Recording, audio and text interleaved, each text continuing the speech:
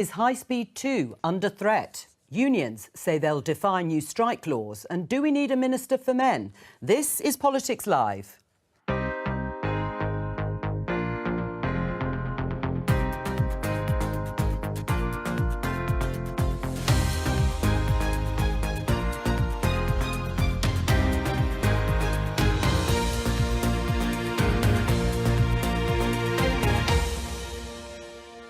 With me today, former First Secretary of State Damian Green, former General Secretary of the TUC and now a Labour peer, Francis O'Grady, comedian and author Geoff Norcott, and Politics Joe's political correspondent Ava Santina. Today, is the government going wobbly on HS2? This kind of speculation that people are, making is not right. I mean, we've got spades in the ground, we're getting on and delivering, but across the north, what we're also doing is connecting up all the towns and cities. Why should the public here always be treated as second-class citizens when it comes to transport? The government's introduced new laws on strikes. Unions are looking at ways of not complying. We'll ask the former boss of the TUC what that means. And Manchester's new buses come back into public control. Will they be run any better? We want a bus service. We don't want to just companies making loads of money out of it.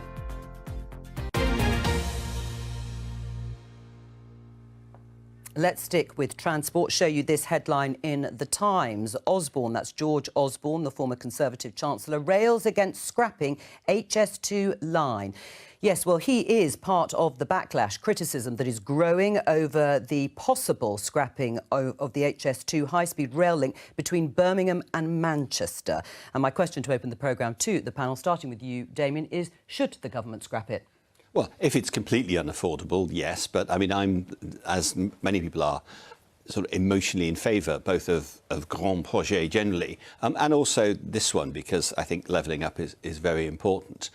There does, of course, come a point where you just say, this does not stack up. We are not getting any value for money. And we may be there or not. I don't know. The decision clearly hasn't been taken yet. Right. Hedging your bets a little bit there. On balance, should they scrap it or not? Well, I don't know, because I don't know the figures. I mean, that's what they're looking at. And I think, as I say, if you ask me purely emotionally, I applaud these kind of projects. But you have to live in the real world. Francis, should it be scrapped? No. In what world does it make sense to have an HS2 that doesn't start in Leeds and Manchester and ends at Wormwood Scrubs? We've invested. There are real gains to be made in terms of the infrastructure, our ailing railway structure, jobs, apprenticeships, the green agenda. What we do need is more east-west in the north, in the same way you get it in the south. And I think that's something that, we heard Andy Burnham saying very clearly, it mustn't be either or for the north. But if this country is going to grow its economy again, we have got to invest. Should it be scrapped? Well, I think with HS2, I remember when Eurostar was coming into view, people were counting the sleeps. We were excited about this cross-channel link. I don't think anyone's been doing the same for getting to Manchester half an hour quicker. I don't know if the public are that exercised about it. So, in a way, it could be a bold move by Sunak, but a lot of it would depend on what the money's redeployed to do. Could it be for a tax cut? Probably not with this government, the direction that they're in. Could it be to sort of improve transport links across the country? Well, that's the idea, as Francis quite correctly says, we've got this weird obsession in this country with up and down. Everything's up and down. But what about the side to side? A lot of us need to go side to side, east to west. So I suppose politically, how this plays out, a lot of it will be about the framing. If you said we're not going to spend it on that because the costs have exponentially mushroomed, but we are going to improve transport across the country, I don't think it's necessarily an absolute disaster. Ava? Well, I just don't think they will. That's the problem. I mean, we've had how long? 20 years of lack of investment in the rails. I think that the only reason that he's looking, or Sunak is looking to scrap this, is because he's approaching an election and he's realised that actually he can't finish it on time. So it's better to scrap it and tell the public, I'm saving you a load of money and I'm going to invest in local public transport projects, than it is to fail. Andy Burnham, who is the Mayor of Greater Manchester, we saw him there in the headlines, says it's going to, axing that extension, will risk creating a north-south divide beyond anything we've imagined now. And when you think about the benefit to your constituency in terms of infrastructure with HS1 in the south, don't you think they just deserve it, whatever the cost? Well, I think it's whatever the cost. That sums it up exactly. There are hugely desirable things you would want to do, but you can't do things whatever the cost, because you have to take that money either out of people's pockets or out of other projects. And I take the point, actually, that I think if you had asked northern political leaders what's most urgent, they would have said lines east-west, the sort of Liverpool, Manchester... but Andy Burnham isn't saying that. He's saying this extension is absolutely vital. Andy Burnham is saying, what do we want everything, when do we want it now? And I think that's a bit unrealistic. I think the serious point that the country needs to address, and this goes back decades, is why are we so bad at big long-term projects? Norway can finish an infrastructure project in the time it takes us to get through the design phase, and there's really serious issues there. Right, I mean, your view is clear. Should the Labour Party now commit to that extension? I think Labour has said, understandably, we need to see what the government's going to do. Well, then that isn't whether clear, is there's it? a hole in the project before we make a decision, Well, because they have to look at the books. Well, except But that Labour's happy to make spending commitments on things like £28 billion worth of investment in climate change policies. Why not commit that now because to this? I think one of the questions that we do have to ask is why have, under the Conservative government, why have we had ballooning costs on this project? You know, there's only been one government in charge. There's been a revolving door, by the way, of transport secretaries, business But do you think the secretaries. government want it to cost more? I mean, these are about I quotes, think these are about nobody the was cost of being held materials, to about labour. account for those ballooning costs. I think they do a game of musical chairs where they pass the buck to the next Secretary of State, and nobody is ever held to account for doing a job. And I think more and more people are fed up of having speeches from politicians. We want to see politicians actually run stuff and deliver it. Damien? The problem with planning big projects well predates this government. It does go back decades. We were holding royal commissions on this in the 1960s, and a lot of it is to do with the planning system and the sort of natural impulse to try and be as democratic as possible, to consult everyone as much as possible, and that means you can never easily express a national priority. We can do it occasionally. We did it for the Olympics. That was a big infrastructure project. And you know what? There was a deadline,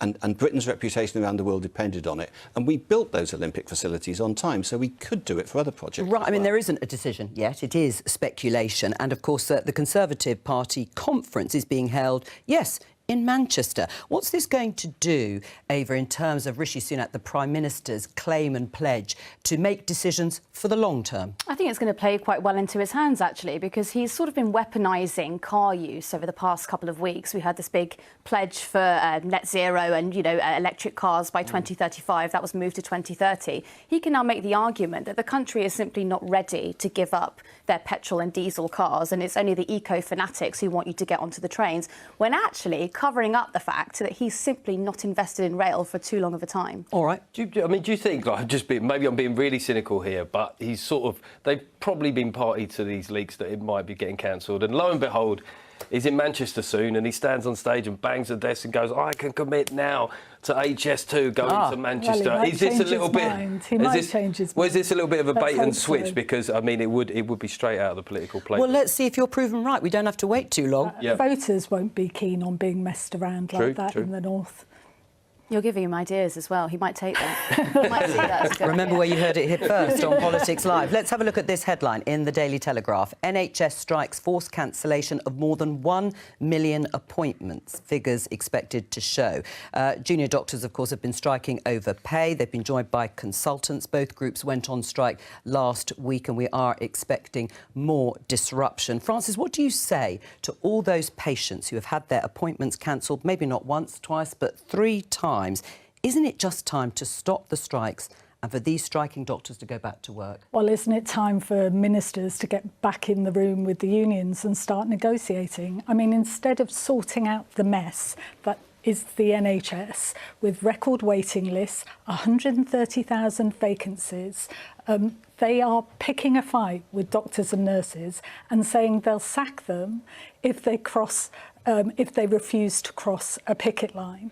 Well, hang on, we're conflating, I mean, that's true, but we're conflating 2 slightly different issues. We're going to come on to the laws in a moment, but just on a basic level, over the pay, the demands by junior doctors, they have asked for pay restoration of up to 35%. When you say picking a fight, should they go back to work because of the consequences on patients? They need a deal. They need a deal. And what's more, I think the vast majority of patients support staff in the NHS, because after all, we were all out on the doorstep clapping them when they were working, you know, ungodly shifts during COVID. We thank them for their work, and I think most of us believe they should be rewarded fairly for it. And the only way you're going to come to a fair deal is negotiating. You can't have ministers hiding away from the people that only, you know, a couple of years ago we were thanking. Yeah. Well, I mean, it's a failure of government, this, isn't it? It's a failure of ministers, of statecraft at every level to actually bring an end to these strikes. No, you can't bring an end to a strike. It takes two people to strike a deal.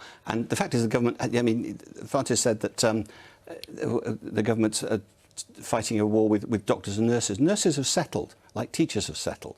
There was a good pay deal on offer. There is a good pay deal on offer, which nurses have accepted, which doctors haven't. Consultants haven't. Consultants are among the top 2-3% earners in this country. It is extraordinary for them to be on strike over pay. Exactly. And I think, and I think how did it come to this? Well, but the leadership of the How did it come to BMA this? is letting down a lot of its members. Well, and is this the answer then, having these minimum service laws? If you have a look at this in The Guardian, the TUC, where Francis was before, agrees non-compliance strategy against anti-strike laws, which could, they say, result in people being sacked unfairly. Minimum service levels for a minister to decide what they should be. Has that had the desired response? After consultation, the idea that this is somehow out of kilter with what they do in other countries is just complete nonsense. It is out of kilter. France, Spain and Italy have minimum service levels. That is out of kilter. We have some of the most draconian strike laws in the whole of Western Europe. I mean, we're second to Russia. I mean, that's completely wrong. This particular proposal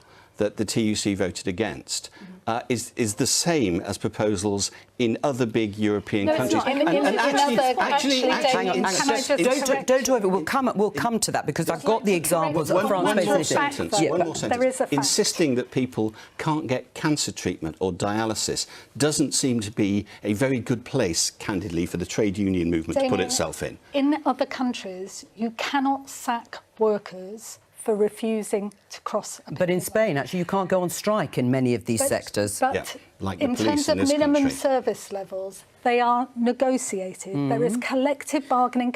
Because in the end, you can't just boss That's people what this Act does. when they feel they're being treated unjustly. I think you that- have to come to an agreement, a I mature think there is a agreement. problem. I mean, if you're saying that it should be at the discretion of ministers, if you look at the, should we say, healthy turnover of Conservative ministers in the last few years, you've got a lot of people in the role that aren't there very long and are quite new to the job. But then I think, again, if you look at this from the public's point of view, if you talk about minimum service levels in health, I think most people would expect that to exist. Fire service, education, decommissioning of nuclear materials. That sounds like an area where we might want to have some sort of minimum service level. So it could be. Hang on. It could We be. do, It could on a be, though, voluntary basis. on a political level, it could be a wedge issue for Labour at some point, because I guess they've said, haven't they, that they're going to row back on this They're going to in the repeal. first 100 Labour will. days. They are. They're Fair committed enough. to. And that's a reasonable position for a sort of supposedly left-wing Right. party. But what happens when the Tories are then able to say, do you not want people to put out fires? Do you not want people to attend crimes? It could become a wedge issue. Right, and Francis, answer the question about what non-compliance actually means. You were General Secretary of the TUC, and now this is what's being advocated.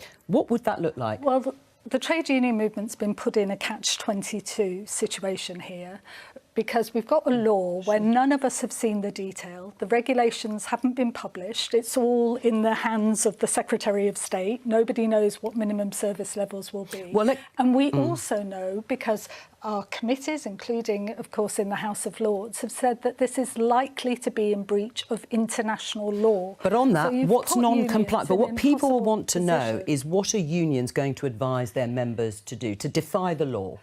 Well, I think the TUC has already been very clear. It's not going to be advising anybody to break the law. Well, what does it mean then? Well, what it will be doing, once we get the regulations, is convening a special Congress, is looking at what is the strategy going to be, because this law is unjust, it's unworkable, and it's probably in breach of international law, which affects, by the way, our trade agreements, because labour standards are written into those agreements with Europe, the agreement we want with the United Sure. States, and if we're in breach of those, that's a problem for all all of us. So it's a mess, and Right. it's the government that has got us here. Well, what do you say in response? Because Matt Rack, who is the new president of the TUC, has said he is prepared to look at things like defying the law if this actually goes ahead. And just to explain, it would allow public sector employers to establish minimum service levels on strike days.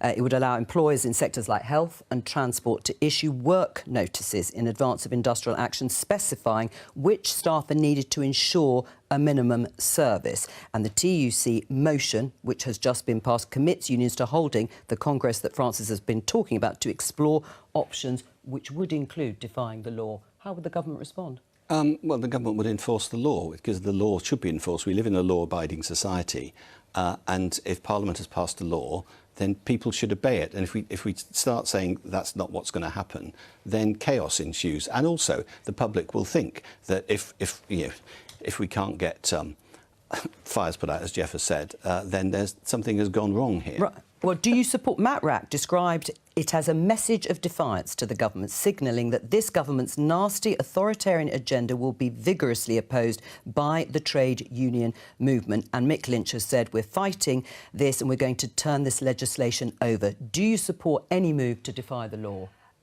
I think we'll see what the members say. But what I'm clear about... What about you? You were the General Secretary of the TUC. Is this responsible? What's responsible is to resist as far as possible these laws which are unjust. Can I just say, because I think what not just union leaders but members feel really sore about is that in health, in the fire service, in many other sectors, we already have voluntary minimum service levels agreements for strike days, because where safety is genuinely at risk, then the last thing dedicated staff want to do is put that at risk. They feel insulted and they want to know that there are going to be minimum service levels on non-strike days, because it's this government that's got us into a situation where we've got record waiting lists for the NHS. I mean, isn't this just going to escalate things? Well, I think that a lot of these striking people who are on strike have enjoyed reasonably decent support from the public. I do think when you look at the figures of these NHS appointments, what will happen is that there will be sort of ripple effect consequences for that, and that may start to change over the time. And I think when you talk about voluntary minimum standards, that is quite subjective in many terms, in many ways just as subjective as some minister who's just arrived in the job deciding what those are as his discretion. I think what the public would like to see is it enshrined in legislation to some degree. I do think the government need to nail down what those things are, and at which point I think the ball will be in the union's court, and it will be then that the public will judge whether or not their position is reasonable. I mean, there are minimum service level agreements in other countries, but they do differ. You're absolutely right, Ava, but they are in place in a way that they haven't been here to a certain extent, both in France, Italy and also in Spain, where, as I said, striking is actually prohibited in strategic sectors, but also that there is dialogue between the unions and employers and employees about how they should be enforced. Is this so different? Yes, it is actually, and I think, the simple resolve for this would be for the government minister, the relevant minister, actually meet with the union and resolve the negotiation. I mean, so far the RMT dispute has cost £1.5 billion. That's what the RMT estimates it's cost the country. The BMA, it's cost £1 billion. Now, both of those figures, you could settle the dispute for a fraction of that cost, but because ministers have been unwilling to even a little bit cave, a little bit negotiate, that's why they've gone on for so long. Damien? Well, I think, both in the case of the RMT and the BMA, I'm afraid these strikes are increasingly political. It's particularly true of the RMT, choosing the ASLEF striking deliberately on the day people are travelling to the Conservative Party conference and the day they're travelling back from the Conservative Party conference. You couldn't wave a bigger flag saying, we are just doing political strikes. Can I just say that dispute, that one which is twinned with the RMT, that is specifically about conditions and safety. It's about ticket office closures. It's not to do with pay. The RMT side of that strike is not to do with pay. So the ASLEF, there's no pay component to the ASLEF is. The RMT side of that is not. The ASLEF strike I was talking questioning about. that they've conducted a lawful ballot, are you? No, I didn't say they were breaking law. I'm just saying they're acting politically. It has to be a legitimate industrial issue, and they've conducted a ballot that's had huge support. There's a real sense that our railways are under pressure with ticket office closures that passengers don't want to see. No constituent wants to see their ticket office closed. Do you think fares rising? Can you sit there and say they're not politically timed or politically motivated in any way, these strikes? The union will make its own tactical decisions based on what is most likely to win our members a fair deal, whether that's jobs, conditions, or in the case of NHS staff, pay, because you also can't ignore the fact that after 13 years of Conservative government, people's real pay is worse off than it was before the financial crash. That's the fact. Jamie? And you've got to deal with the root cause. We know, we've not seen, the I haven't got the symptoms. graph here today, but we've used it many, many times to see how pay has stagnated over the period of Conservative government. Yeah, and it's over the period of the financial crash, a pandemic, and a European war that's driven up energy and food prices. So, what's the government's plan? Well, it's not the government's fault that there was a pandemic. It's or never the that government's fault. Well, yeah, but very specifically, Apparently. to blame the government for COVID and to blame the government for the war in Ukraine is a bit It's about much.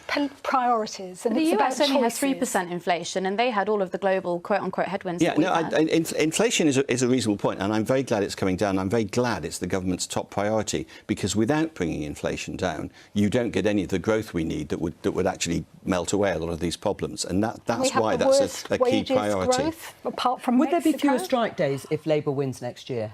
I think Labour's track record is that there's never been a national strike in But do you public think services. in and the I think that's situation we're in, partly- if Labour wins next year, do you think there will be far fewer strike days? I think, I tell you what, in my experience as a trade union officer, respect goes an awful long way. And if you're prepared to sit around a table with people, come up with a long-term plan. You can come up with multi-year deals. You can come up with better conditions, action on workloads, as well as pay. All right. You know, you can come to a deal if you're shown respect. Let's talk about the buses, because they are back in public control in Greater Manchester. Reporter Jim Connolly has been out in Manchester and Leeds talking to people about their experiences on the buses. Sometimes it can be a bit late, so sometimes it's just best to go like 5-10 minutes early to your bus stop and pray it comes on time. Do you not think that's wasting quite a lot of your day? What would I spend it doing anyway? Right, we're in Armley, just on the outskirts of the city centre in Leeds. The idea being to find out what people make of the buses. I'm going to see if we can grab a few now. Are you going shopping? I'm going to airport, Manchester Airport, so I'm just going to get the bus then. And how reliable do you think the buses are from here? Not very good, to be honest. Describe I'm just that to us. checking Google Maps. Do you normally catch the bus? No, I normally walk because they never turn up. Normally it says they're due, and then it always skips longer times, and then sometimes it just never turns up. I had to get the bus more if they were more consistent, like turning up every single time. But half the time you go for a bus, and sometimes it's like 20 minutes. First, which runs buses from this stop, told us it's been working closely with one of their technology partners to solve the issue and expects a solution very soon. Clearly, the reliability of information people are getting is a big issue. So we're going to head now to meet Matty, a driver in Hebden Bridge who may have a solution. He gives passengers on his bus a really personal service. Matty, how you doing, mate? You all right? Not bad, yeah. Thanks for having us on your bus. Hiya. Talk us through your local Facebook group. What is it you do? It was me and another colleague. Instead of us posting on loads of local community pages, we decided to just set one up, just so everyone can join it and they know exactly what's going on. You know, they can post a question on where's the so-and-so bus, where is it, and we can just tell them. Without this bus and without the updates from people like Matty, would you feel quite trapped up there? Yeah, because it's quite isolated if you've got problems, mobility problems. Yeah. Especially all the elderly, you know. So it's a really excellent little service. So what are you heading into town for now? A few beers. Do you think bigger bus companies could do similar, or do you think it's probably just a bit of a Hebden thing? I'm not sure. I feel like you could do it, but only in small areas. I feel like in cities where the bus was sort of bigger, it wouldn't be able to like do that as well. Matty says he came up with the idea when he was on leave.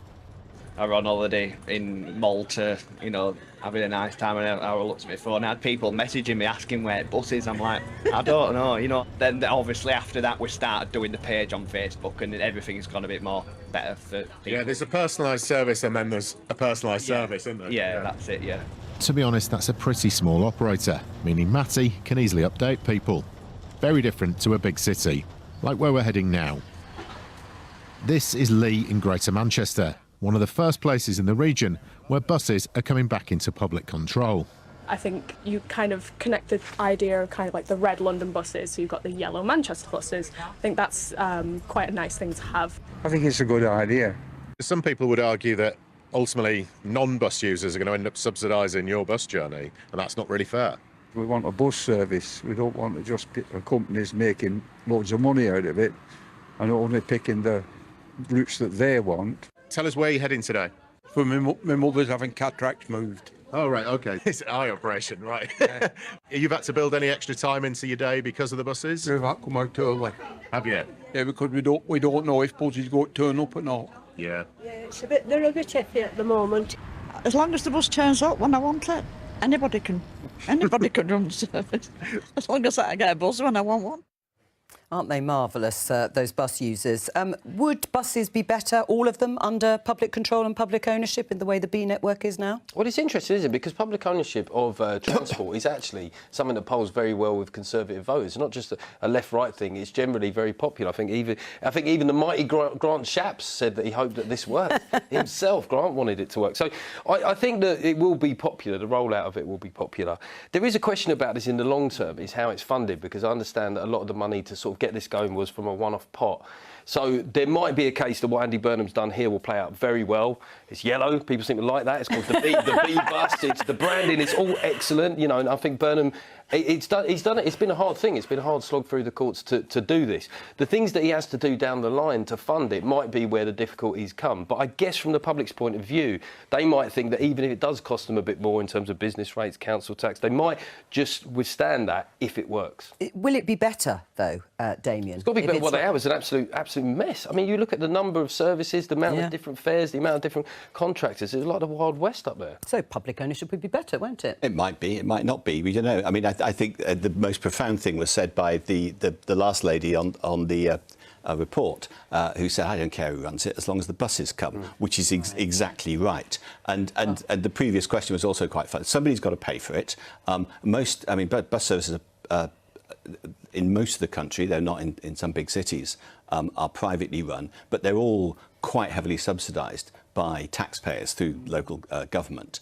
So the taxpayer's already paying for quite a lot. The taxpayer will end up presumably paying for all of it in Manchester. It might be better, it might not be. Well, that's the key, isn't it? It is about who's subsidising it and to the tune of how much. Well, we were told in the 80s when the Thatcher government deregulated the buses that it would be cheaper fares, more investment, and obviously what happened was the absolute opposite. Bus fares rising at double the rate of wages. But there is a problem. This is about control, not about ownership, because the government has barred local government from taking ownership of buses.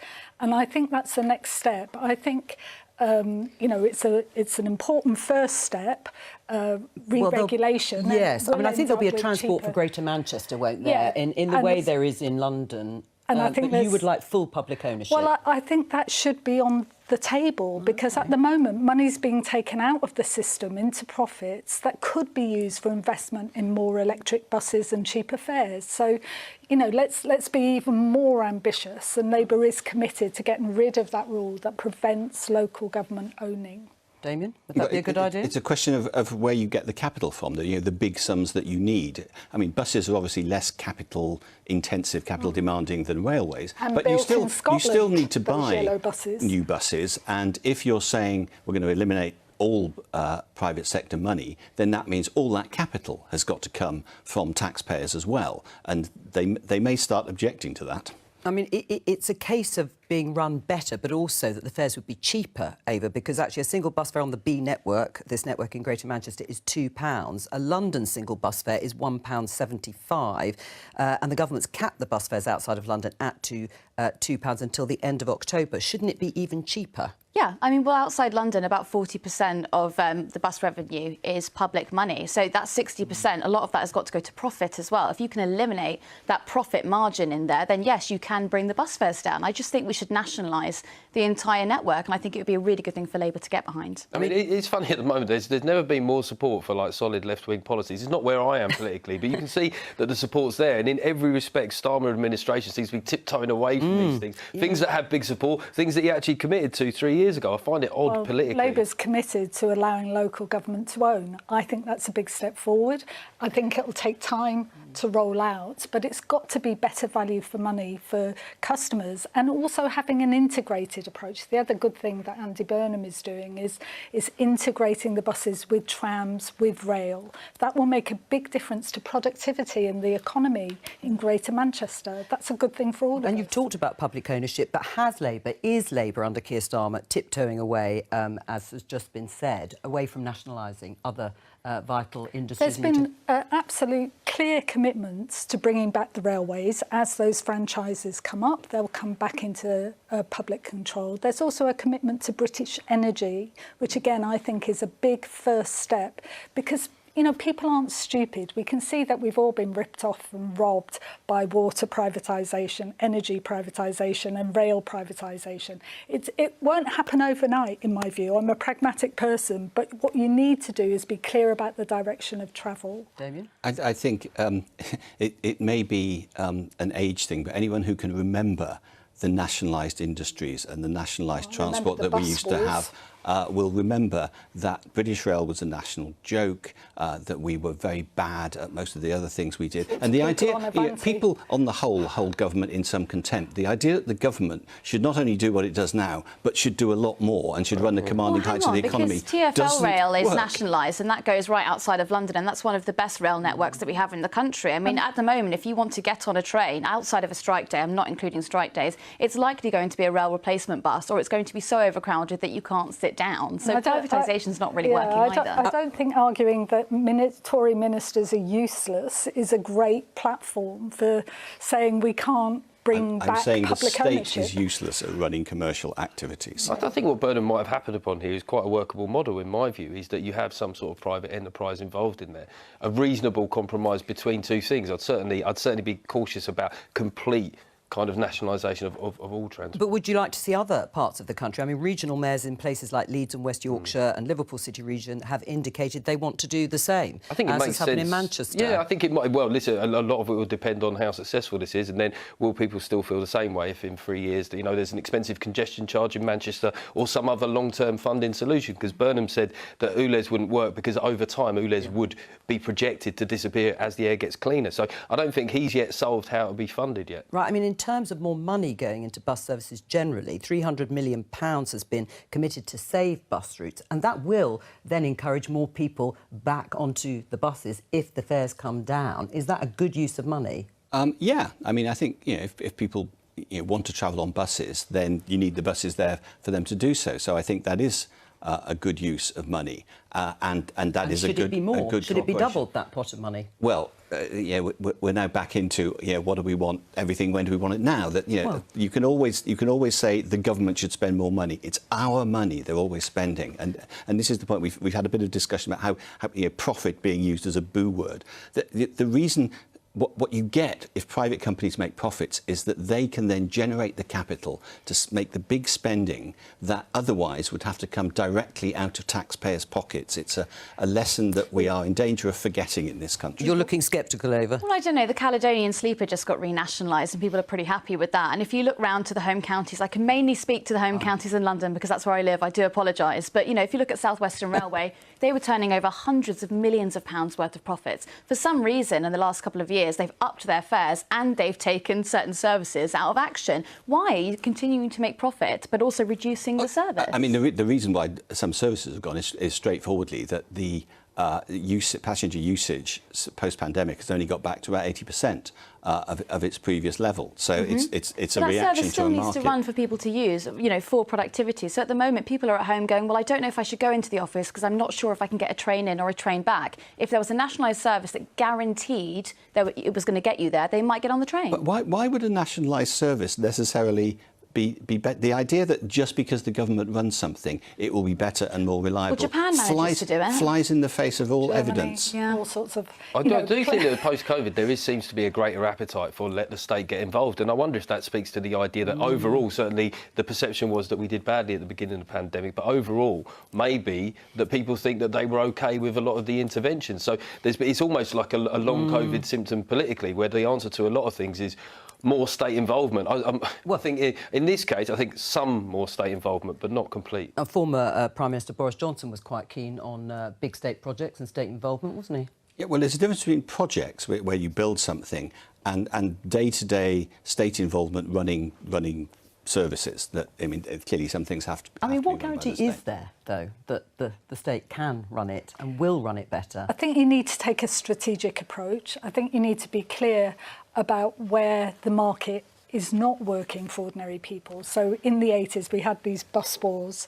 I don't know if you remember, Damien, where a lot of buses said, well, I just want to cherry pick the most lucrative routes. And we've seen that played out over lots of other modes of transport too. So you need to figure out where will it make a difference to our economy, where is it an essential part of the infrastructure for our economy to grow and green, and then it is worth taking that into public ownership and control. Right, well, let's take it to your constituency, because I understand there have been cuts in your constituency in Ashford in terms of the services, bus services being run. Who would you like to run them?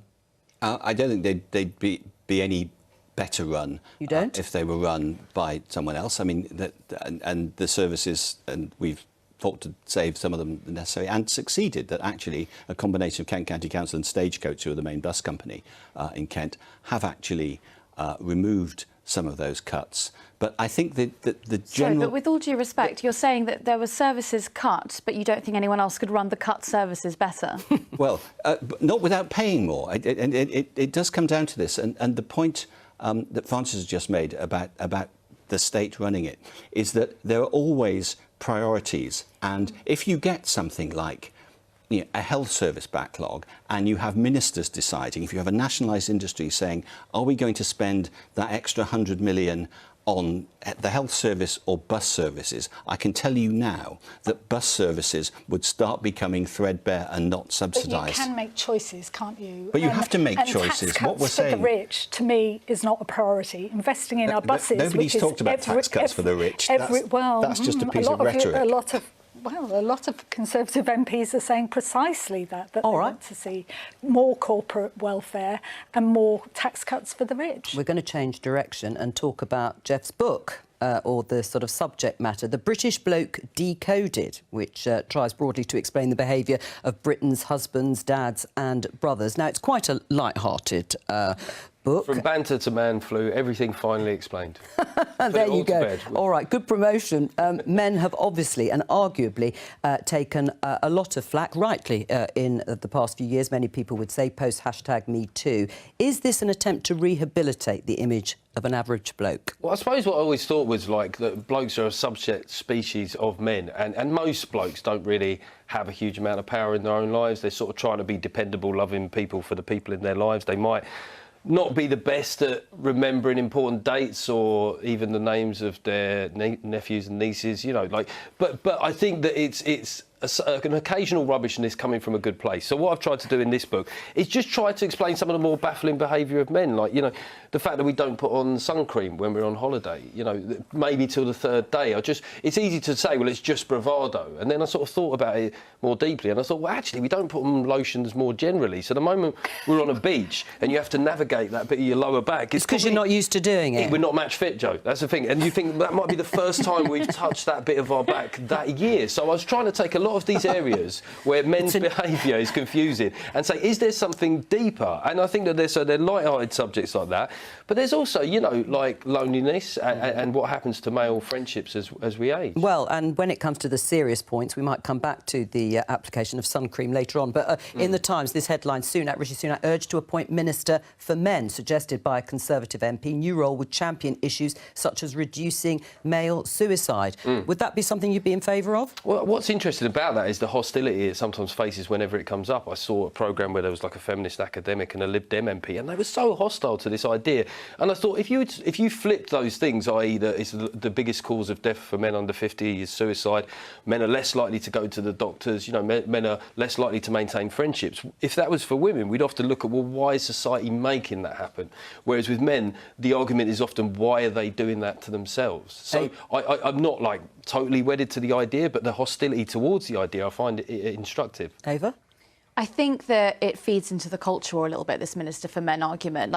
In my mind, I think there should be a Minister for Mental Health, which would be all-encompassing. I mean, you've got something like 7 million children waiting for prescriptions for mental health at the moment. It's a crisis that's endemic throughout the country, not specific to men. And I think, a lot of ministers kind of bandy this about to sort of, I'm sorry, but make an enemy out of women. I think, not you, and I don't think your book is. I don't Sunak... accept that. I don't think it is to make an enemy. If we looked at during COVID, men were literally more likely to die from COVID. And I don't really want to cast myself as a meninist or one of these guys from the manosphere, because that's not who I am. But I do find it interesting that sometimes the arguments tend to throw it back. But who was doing all the work during COVID? A lot of the time, if you looked into people's households, it was the women who were taking on the laundry, the school care, all of that. I'm not disputing any of that. What I'm saying that there are specific issues that men face that might warrant specific attention. I mean, literally, the biggest killer of men under 50 is suicide. That is an arresting statistic. And if that doesn't warrant specific attention, mental health is an umbrella issue. I have to say that is also because women are unsuccessful. That is a lot of feeds into that statistic. But it feels like, it just doesn't feel like you've got any space for this idea that men might have unique challenges that face them. And the problem is, even as I'm saying this, in my mind, it's like I've got out the violin and I don't want to be. Read the book. I don't want to be this guy, because that's part of the problem. Is because you're encouraged on one level is men need to talk about their problems more, and then the moment you do it, you're like, all right, but not quite so often and not quite so loud. So like you say, the book is more light-hearted than that, but it certainly goes around these issues. Frances? I think it's about this issue. I've got a brother, a son, nephews. Paul Novak, one of my best mates, who's leading the TUC. When you look at masculinity, it sort of feels like boys are still brought up. You're not allowed to cry. You're not allowed to talk about your feelings. You've got to put on this bravado. And I think that has to change. But I also think that we have to change the fact that women still earn 15% less than men. But no one's saying you can't do both. No, exactly. We can multitask. Exactly. Can you multitask? Well, not me personally, obviously. But I'm saying that. But I don't think that those are reasons to not address these problems. No, I agree. Francis. But most women experience sexual harassment. I totally accept that. I don't understand what it's happening again with this conversation where I'm talking about the specific issues that men face, and you're quoting other issues which I do not contest on any level. Here's a proposal. I'm seeming very chippy now, aren't I? I didn't expect Why don't you launch BASH? Blokes Against Sexual Harassment. Well, I'm totally against sexual harassment, of course I am. But do something to support women, stand by women who are facing that. In the way that women stand by men, you stand by women, and I think we could. Well, it's I do think this discussion has already been interesting. I've mentioned the suicide stat several times, and we've ended up discussing other things which are completely valid, certainly in terms of my industry, and I understand why those discussions are live discussions. But the idea that we can't have both those discussions, I genuinely find that odd, Nobody Francis. said we couldn't. Is this discussion being squeezed out? Is there not enough space for this as well? Well, it slightly feels, I'd rather agree with Jeff. I'm fascinated listening to this discussion that at the first hint of men saying maybe we need a bit of attention, it's women have been oppressed throughout the ages, which is true. But it must be the case that if there are specific male problems or problems that only affect men, then we should try and deal with them at the same time as dealing with the specific issues that affect women. What would you task the Minister for Men was doing? Ultimately bad for men too. Sexual harassment is ultimately bad for men too, and decent men need to stand up and say so. And I think we could have better lives together. The problems in my industry. I'm happy to stand and say, that in comedy there are specific problems in and around this area. Because there is a power imbalance. But that's what, and I've had that discussion on my podcast and elsewhere. I'm happy to say that as many times as people want me to say it. But just in this small section of the show, I thought we were going to just mention about some of the specific problems that men face. Men were more likely to die from COVID. If that had been flipped, we would have looked at why is this? This is a tragedy. We'd have looked at all the underlying reasons. But it just wasn't really a discussion. And I'm just interested in why it wasn't a discussion. Well, that'll be for the next show. Yes, the book is more light-hearted than this discussion. All right. I just made that point. That's all we have time for. But thank you to all of my guests, and I will be back tomorrow, of course, with Politics Live at 12:15. Bye-bye.